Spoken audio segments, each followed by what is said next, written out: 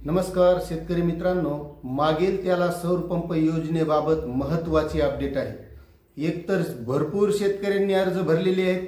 प्रत्येक शेतकऱ्याला वाटतं आपल्याला सौर पंप लवकर मिळायला पाहिजे आणि महत्त्वाची गोष्ट म्हणजे कारण तो गरजेचाही तितकाच आहे। कारण एक तर वेळेवर ही लाईन टिकत नाही, म्हणून शेतकऱ्याला वाटतं की सोलर पंप जर असला तर आपल्याला वेळेवर पाणी देता येतं आणि त्यामुळे बऱ्याच शेतकऱ्यांचं नुकसान सुद्धा होत असतं। त्यामुळे बरेच शेतकरी हे आपल्याला मागेल त्याला सौर पंप योजनेतून सौर पंप मिळावा म्हणून इतके आतुर असतात। कारण सौर पंपाचा व्हिडिओ बनवला की इतक्या कमेंट असतात की मी पैसे भरले, मी वेंडर सिलेक्शन केलं, मला आणखी मिळाला नाही, म्हणून बरेच शेतकरी आतुर असतात। कारण बऱ्याचशा शेतकऱ्यांनी अर्ज भरले, अर्ज भरल्यावर पैसे सुद्धा भरले, वेंडर सिलेक्शन झालं, बऱ्याच शेतकऱ्यांचे सर्वे सुद्धा झाले आणि त्यामध्ये काही कंपन्या तर शेतकऱ्यांना फोन लावून आमचा सौर पंप निवडावा असे सुद्धा फोन कॉल येत होते। मग त्यामध्ये काही कंपन्या अशा होत्या की त्यांचं मटेरियल कसं असेल, काय असेल, असे बरेचसे शेतकऱ्यांना प्रश्न होते।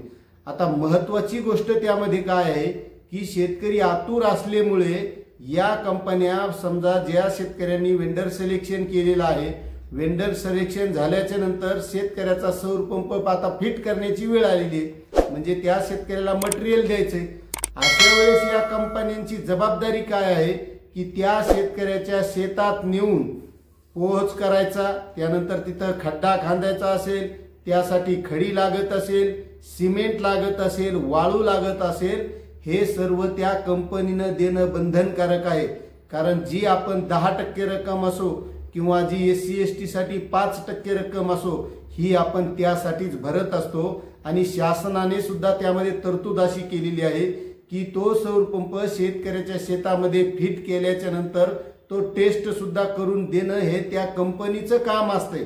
आता त्यामध्ये होतंय काय, या कंपन्या ज्या शेतकऱ्याचा समजा आता नंबर आलाय, ज्या शेतकऱ्याला मटेरियल द्यायचंय त्या शेतकऱ्याला कुठंतरी जिल्ह्याहून मटेरियल नेण्यासाठी तुम्हीच गाडी आणा, ते मटेरियल तुम्ही घेऊन जा, त्यानंतर तिथं शेतात गेल्यावर खड्डा तुम्हीच खोदा, वाळू तुम्ही आणा, खडी तुम्ही आणा, म्हणजे हा त्या शेतकऱ्यावर भार पडत आहे।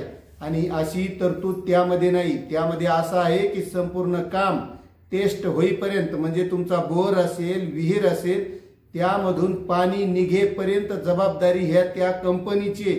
बरं त्यावरही ती जबाबदारी संपत नाही तर 5 वर्षे त्या सौर पंपाची देखभाल करणं, म्हणजे सौर पंपामध्ये बिघाड झालेला असो, स्टार्टर मध्ये बिघाड झाला, मोटर जळाली, प्लेट फुटल्या, म्हणजे काही आपदग्रस्ती आली, वारं वावधान आलं आणि त्यामध्ये झाडं आले, कोलमडून पडले किंवा तो सौर पंपाच्या प्लेट उलथून पडल्या, अशा वेळेस जर नुकसान झालं तर त्या कंपनीची जबाबदारी आहे की ते येऊन फिट करून, नीट करून, जे काय अडचण असेल ती करून देणं। मात्र काही कंपन्या शेतकऱ्यांना फोन करून हे मटेरियल तुम्ही तुमचं वाहन आणा, त्यामध्ये घेऊन जा, आम्ही आणणार नाहीत, मग तुम्ही घेऊन जा, आल्याच्या नंतर तुम्हीच खड्डा खोदा, अशा मागण्या करत आहेत। त्यामुळे शेतकरी मित्रांनो, ही महत्त्वाची अपडेट आहे की कोणत्याही शेतकऱ्यानं कोणतीही कंपनी असो आपला त्यानंतर 1 रुपया खर्चायचा नाही। कारण जी 10% रक्कम भरलेली आहे, 90% शासनाची सबसिडी आहे आणि हे सर्व पैसे खड्डा खोदण्यासहित, फिट करण्यासहित त्यामध्ये शासनाने तरतूद केली। त्यामुळे वरून आपण 1 रुपया द्यायचा नाही। मात्र बरेचसे आपले शेतकरी काय करतात, आपल्याला लवकर भेटावं यामुळे आतुर असतात आणि त्यासाठी पैसे देत असतात। मात्र शेतकरी मित्रांनो, तसं करायची नाही। गरज आपली नाही तर गरज त्या कंपनीची आहे। कारण ते 90% जी सबसिडी भेटणार आहे, ज्या वेळेस आपल्या शेतात सौर पंप फिट होईल, त्याच्यातून पाणी निघल आणि त्यावेळेस आपला ते फोटो काढतात आणि त्याच वेळेस त्या कंपनीची सबसिडी निघत असते। त्यामुळे जिम्मेदारी त्या कंपनीची आणि गरज सुद्धा त्या कंपनीला आहे। गरज आपली दाखवायची नाही।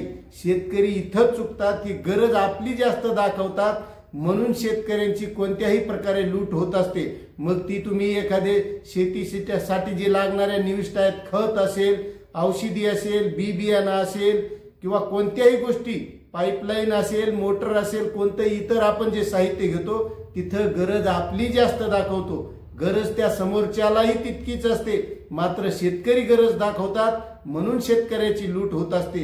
त्यामुळे अशी शेतकऱ्याची कुठेही लूट होऊ नये म्हणून ही महत्त्वाची अपडेट आहे। आणि जर अशी कुठं आपल्याला कंपनी फोन करून तुम्ही मटेरियल न्या, तुम्ही वाहन आणा असं करत असेल तर आपण आपल्या महावितरणच्या कार्यालयात जाऊन तिथे जे काही अभियंता आहेत त्यांच्याकडे त्याबद्दलची तक्रार करायची आहे.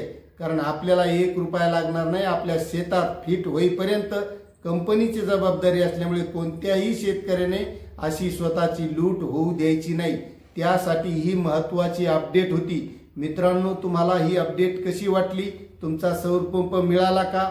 तुमची स्थिती काय आहे हे सुद्धा चेक करत जा आणि नक्कीच कमेंट करा की तुमचा पंप कोणत्या स्थितीत आहे किंवा तुमचं स्टेटस काय आहे हे चेक करा आणि कमेंट करायला विसरू नका. आणि ही माहिती कशी वाटली हे सुद्धा कळवा. कारण आपल्याला माहिती होणं हे गरजेचं असतं. कारण शेतकऱ्याची लूट होऊ नये हाच आपल्या चॅनलचा उद्देश आहे. त्यामुळे तुम्ही चॅनलवर नवीन असाल तर चॅनलला सबस्क्राईब करा, व्हिडिओला लाईक करा आणि हा व्हिडिओ प्रत्येक शेतकऱ्यापर्यंत शेअर करा. जय हिंद, जय महाराष्ट्र, जय किसान.